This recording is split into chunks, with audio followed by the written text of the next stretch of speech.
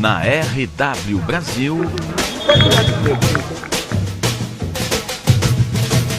Batendo forte, com Mário Medalha.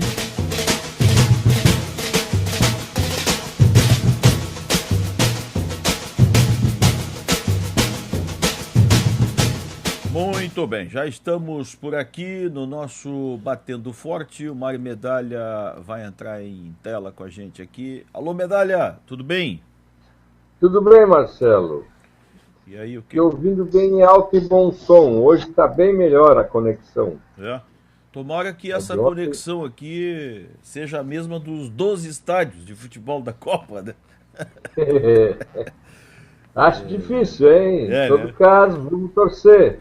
Pedir demais para o pessoal. Porque tenhas uma base do que vai ser a participação de jornalistas em qualquer uma das séries da Copa, com o que está acontecendo lá na Granja Comari, né, Marcelo? Já é um bom ensaio, né? É um bom ensaio, exatamente. E eu não vi ainda ninguém reclamar muito, mas já ouvi algumas observações sobre os problemas de comunicação lá. E sem contar que para a seleção também isso é um outro detalhe curioso, né? Ninguém pode dizer, Marcelo, que aquilo lá é o lugar ideal para concentração, para preparação de uma seleção, principalmente com uma seleção brasileira. Não que o local não ofereça conforto para os jogadores, para a comissão técnica, enfim, mas quem é que pode gostar de trabalhar num lugar onde chove quase todos os dias, escurece cedo, é muito frio e a neblina às vezes toma conta durante o dia de todo o local lá de treinamento. Mas a CBF insistiu em manter esse local de treinamento, não só insistiu, como reformou completamente, gastou alguns milhões para deixar aquilo lá em condições pelo menos em condições de conforto para os jogadores e comissão técnica. Mas diz que foi a pedido do Filipão, né? Pois é. A casa da seleção e tal, mas o fato é que ontem, por exemplo, isso que tu estás falando aí, ontem as televisões tiveram enorme dificuldade de mostrar os treinos, né? Porque era tudo enfumaçado, né? Aquilo está mais para Londres do que qualquer outro lugar, né? Eu não acho que seja um lugar muito interessante para te fazer uma preparação do time. E sem contar que tem que subir a serra, né? E quem conhece um pouco aquilo lá sabe que a estrada não é uma freeway, né? Mas claro, o ônibus da seleção tem batedor, aquela coisa toda, mas mesmo assim não acho que seja o lugar ideal. Duvido que o Filipão tenha tido esse poder todo para conseguir isso, mas em todo caso, porque a CBF chegou a pensar na possibilidade de construir uma sede nova, um centro de treinamento moderno na Barra da Tijuca. Né? Então, claro, tem aquilo lá, da praia, etc. Eu, sinceramente, até hoje não entendi, Marcelo, essa escolha da CBF, mas, enfim, agora isso está sacramentado, né? Não tem mais jeito. E são as ações da entidade que, às vezes, a gente não entende muito bem e gastaram um bom dinheiro lá. Tenho certeza que não foi barato. Eu até tinha essa cifra, não me lembro agora. Mas, Marcelo, eu queria fazer um outro comentário contigo. Eu sabe que eu tenho sido um crítico da arbitragem brasileira e continuo sendo, e acho que você durante muito tempo. Em todas as rodadas do Campeonato Brasileiro tem acontecido erros gravíssimos de arbitragem. E não são aqueles erros que a gente chama em lances de televisão, né, que você precisa precisa ver repetidas vezes o lance para ter uma certeza de que houve irregularidade ou não. Eu estou falando isso porque ontem, de novo, no jogo de São Paulo e Atlético Mineiro, Atlético Paranaense, desculpe, o gol de empate de São Paulo foi feito com o braço, pelo Luiz Fabiano. Aí vem aquela história, se houve intenção, não houve intenção. Ora, se bateu no braço e redundou em gol, para mim não tem dúvida que foi um lance irregular. E o lance foi bem claro.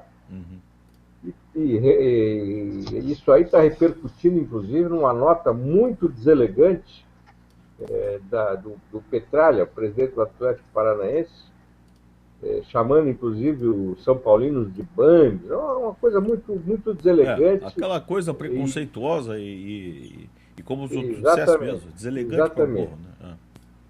Mas a origem desse meu comentário, Marcelo, não é só a questão do erro de arbitragem. Aconteceu uma coisa muito estranha e que a nossa mídia esportiva acho que está cochilando.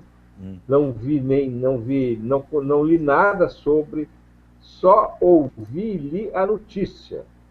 O árbitro Paulo César de Oliveira, paulista, jovem ainda, na faixa dos seus 40, começo dos 40, e o gaúcho Márcio Chagas da Silva anunciaram precocemente as suas aposentadorias. O Márcio Chagas da Silva é gaúcho, né? E o paulista Paulo César, inclusive, virou comentarista da Globo. Acaba de virar comentarista de arbitragem da Globo. A minha estranheza é o seguinte, Marcelo. Coincidentemente, os dois são negros. E deixaram a arbitragem agora, logo após aquelas manifestações acontecidas em alguns estados brasileiros, uma delas envolvendo seriamente o gaúcho Márcio Chagas, que teve o seu carro depredado, trancaram o cano de descarga com banana, enfim.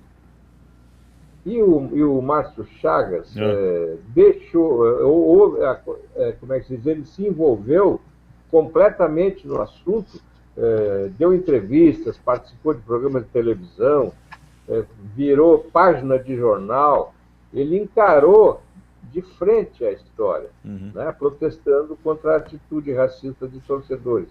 O Paulo César de Oliveira, em grau menor, também fez os seus protestos, como outros que aconteceram depois, os atos, né, de racismo. Coincidentemente, também os dois agora acabam de deixar a arbitragem, precocemente, eles tinham idade ainda para continuar, e fragilizando mais ainda o quadro da arbitragem brasileira. E eu estou trazendo esse assunto à baila porque um colega nosso, Roberto Alves, deixou escapar uma informação no programa Debate Diário da Rádio CBN, de que o árbitro Márcio Chagas falou para ele que estava deixando a arbitragem por não concordar com a postura da CBF, né, da Comissão de Arbitragem da CBF. Sim. Ele estaria desgostoso com algumas observações que lhe foram feitas depois da sua participação em programas de televisão, de rádio e entrevistas em jornais, protestando contra a atitude racista. Sim. Então, Marcelo, é muito estranho isso, e eu estou até assim chateado, porque mais uma vez a mídia brasileira está deixando isso passar ao largo. Houve apenas a notícia de que o Márcio Chagas e o Paulo César abandonaram a arbitragem. Comentários assim, muito tímidos, muito tênues, lembrando que os dois ainda tinham capacidade, idade, enfim, para continuar na arbitragem.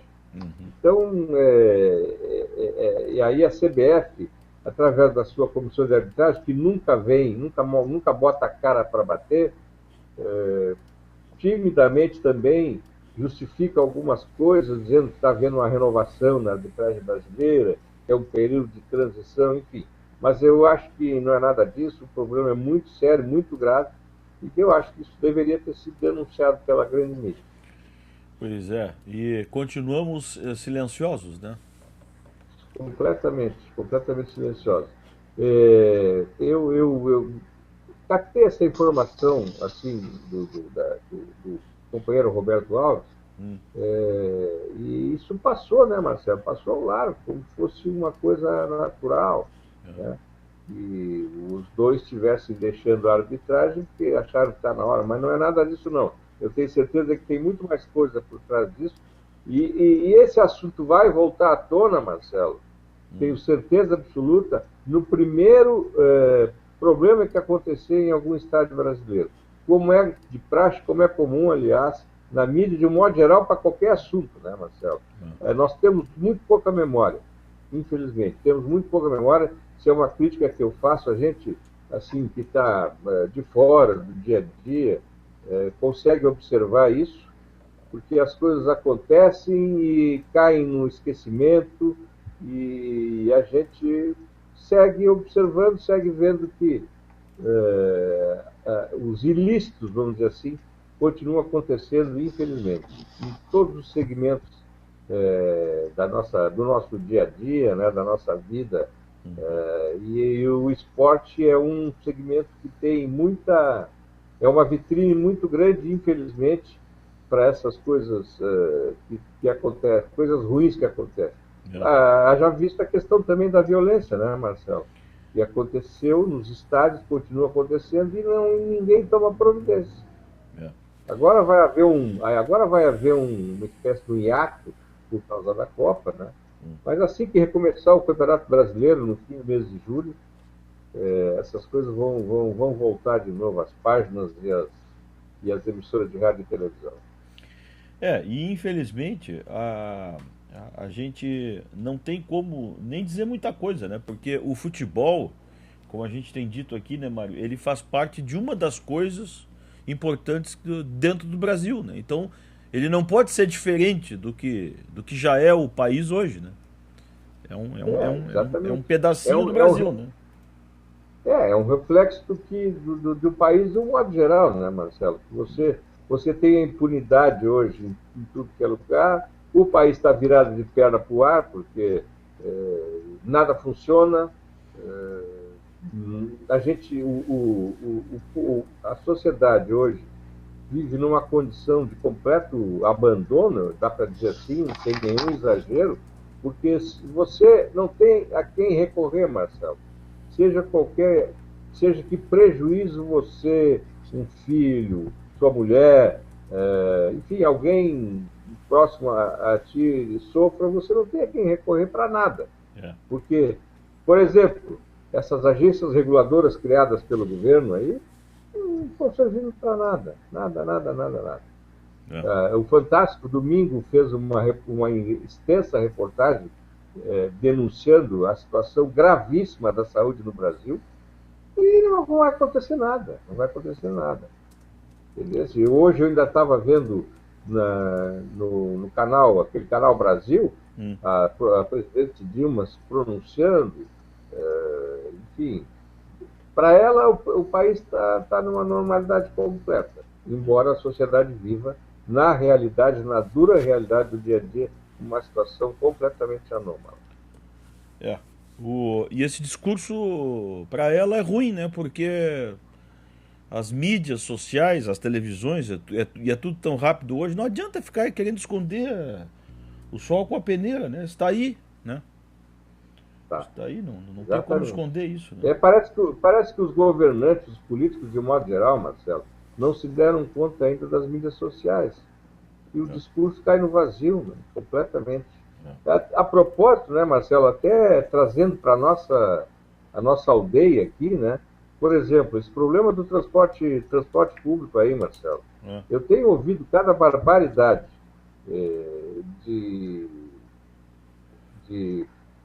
do prefeito, enfim, do prefeito César Souza, daquele cidadão que é o que dá entrevista sempre pelos empresários. O Ricardo Freitas, né? É uma situação que não tem fim, que não tem solução, e eles estão sempre jogando a população contra o trabalhador. Eu não quero entrar no mérito se a paralisação é justa, se não é justa, mas o fato é que nós estamos assim diante de um fato que não tem como como o próprio porta-voz dos trabalhadores disse, a maquiagem, né? A maquiagem da ferrugem. Eu vi aqui no Rio Tavares outro dia a comprovação disso, Marcelo. Eu só não lembro a linha, se é Porto da Lagoa ou Canto, eu não me lembro, Canto da Lagoa. Mas é um ônibus dos antigo, já está todo pintado de azul e branco, com a logomarca da prefeitura, etc. Para que isso, Marcelo? Para quê? Para enganar quem? Vai enganar Entendeu? quem, né? Então é isso. A gente, como é que se diz? Eu não sei, eu já não sei mais nem o que pensar, nem o que dizer. É tanta mentira todo dia que a gente fica só revoltado e amargo. Tá, vamos falar um pouquinho dessa senhorinha aqui, né?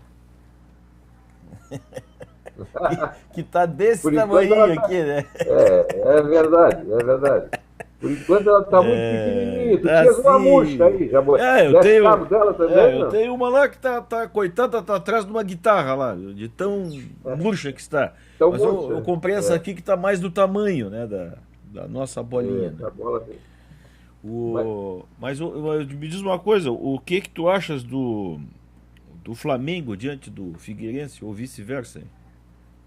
Mas esse jogo era para ser no Estádio dos Aflitos, lá em Recife. Aliás, que nome interessante para esse jogo, né? Esse jogo tinha que ser lá, cara. Flamengo e Figueirense. Não tem mais. O nome é bom até na forma apresentada, é no plural, né? É aflito para os dois lados. Exatamente. Pois então. Tem uma porção de time para jogar lá, viu? É verdade. Podia ser. Bom, o Avaí jogou lá anteontem, né? Bom, pelo menos ganhou, se deu bem. Mas como dizem os colunistas esportivos, os comentaristas do dia a dia aí da Ativa, é jogo pro Figueirense dar um biquinho, mano. Pois então. O Flamengo está pela hora da morte também, né? Acho que. E aliás, não só é jogo para o Figueirense dar um biquinho, como precisa, né, Marcelo? Agora, o Mário, é biquinho, mas também é uma enganaçãozinha, né? Se der um biquinho, né? Porque aí fica que nem o Corinthians, né? Mete 1-0 no Corinthians e acha que está tudo resolvido, né? Aí no jogo seguinte leva outra paulada, né? É bem isso. É que nem a Chapecoense. A Chapecoense ganhou do Palmeiras em casa, foi lá em Caxias e ontem perdeu para o Internacional. Teve até chance de fazer gol, boa chance e desperdiçou. Mas desperdiçou por falta de qualidade, evidente. Mas é bem isso. Não dá para ficar se enganando. Então, prometer, Marcelo, o depois da Copa virou agora a grande panaceia dos nossos clubes.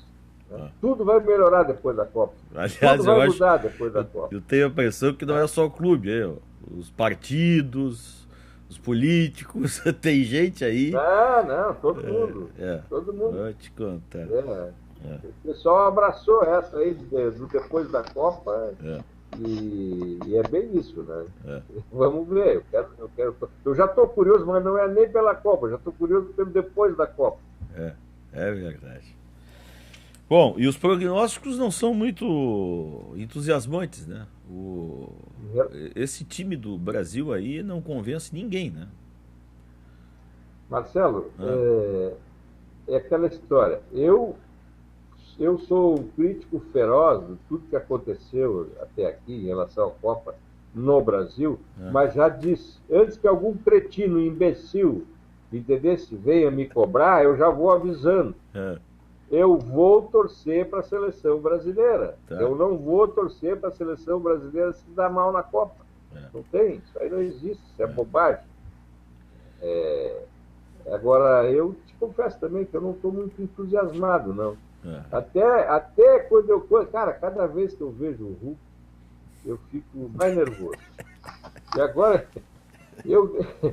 E agora que eu descobri que a mulher dele está passando por um aperto, cara, quando tem que comprar cueca para ele. Ué? Porque não tem cueca que sirva, né, cara? Sim, com aquele derrê, daquele tamanho. Eu tô com medo. A extra G fica apertada. Eu tô com medo até de perguntar por quê. Simples, a extra G fica apertada. Tu sabe que ele já está sendo comparado a aquelas popozudas que vão para a televisão. Aquelas mulheres. Participar do concurso. Aquelas mulher fruta. Ele ganha fácil. Tá. Mulher melancia, mulher jaca, essas coisas aí. Né? Mulher jaca, mulher morango, não sei o quê. Olha, nesse pomar aí dá o Hulk fácil. Tá certo. Então tá. Bom, daqui a pouco aparece o Hulk aí numa capa dessas revistas aí. Pois então, tem que ser, como é que se diz? Tem que ser um concurso bem equilibrado. Olha, não arrisca. De improviso é ruim, hein? Pensa bem. Deixa pra lá. Tá certo, então. Então tá. Mas vou ter que torcer por ele, não tem jeito. O que vamos fazer, né? Então tá. Ô, seu Medalha, voltamos amanhã, então, nesta hora amanhã, aqui. Essa mesma praça, esse mesmo banco, esse mesmo jardim. Isso. Um abraço. Tá bom, um abraço, até mais. O nosso Medalha, este é o Batendo Forte, aqui pela RW Brasil. Voltamos numa próxima. Assista agora aí, daqui a pouquinho, já publicado o Batendo Forte de hoje. Tchau, até mais. Tchau.